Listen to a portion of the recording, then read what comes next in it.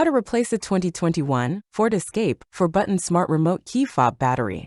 Now here's Sergeant Locksmith to show you how.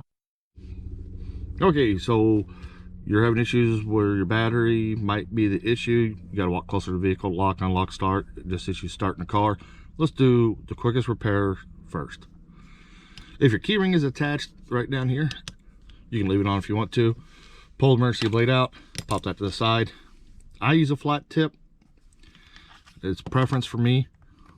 Put it right here, not on the side where the blade came out. Put it in, twist, and you notice the cover's popping up. Then I can just run this down the side and it pops it up. Now it's popped up. Here's your battery. This battery wants to come out. Just dump it up. 2450. Put your new battery in. And when you push it down, it wants to pop up just a little. That's fine. This back cover will hold it down. If the battery doesn't come out on yours, that's where you want to come in on the side right here and lift up. Now, when you go to put the cover back on, there's a little tab right here.